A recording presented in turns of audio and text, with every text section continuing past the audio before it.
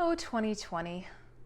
Remember New Year's Eve when everyone was having those Roaring Twenties themed parties and everyone thought the roaring was going to be exciting and not collective cries of sadness and terror? This year has been like a blind date that you were really excited about and got all gussied up for, only to find out that your date is a serial killer.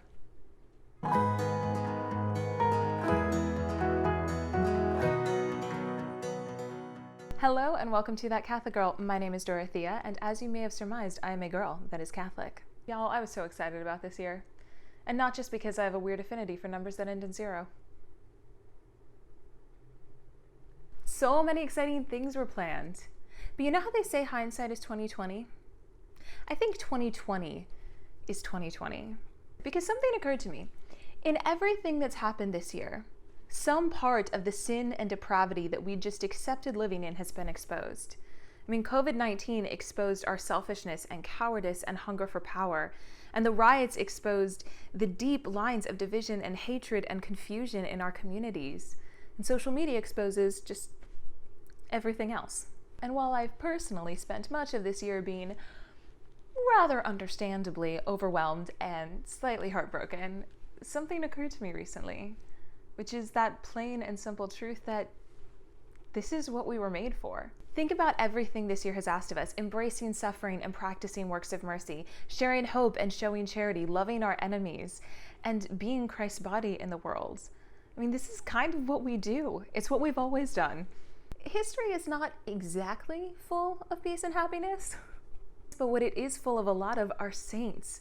Saints who responded to God's call in the midst of the dumpster fire that is human history and changed the world. God isn't surprised by this year. He saw this time from the beginning of time.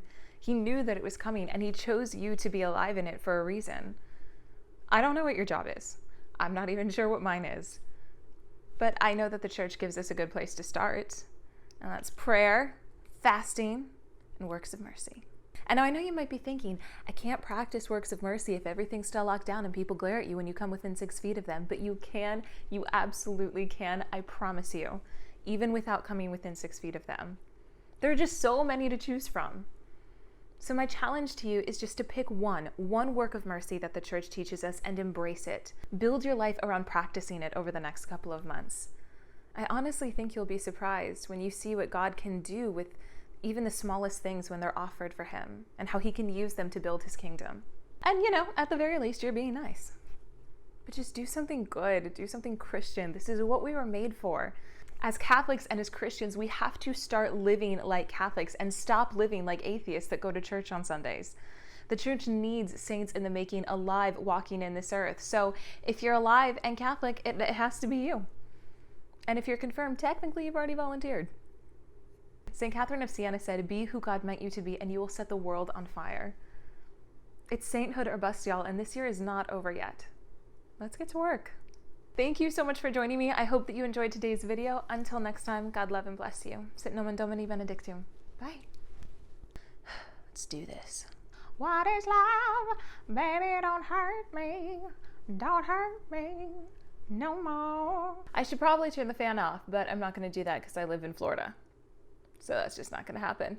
My shiny face that glistens just like an oil slick. Just doing the Lord's will. Like 12 years after he asked me.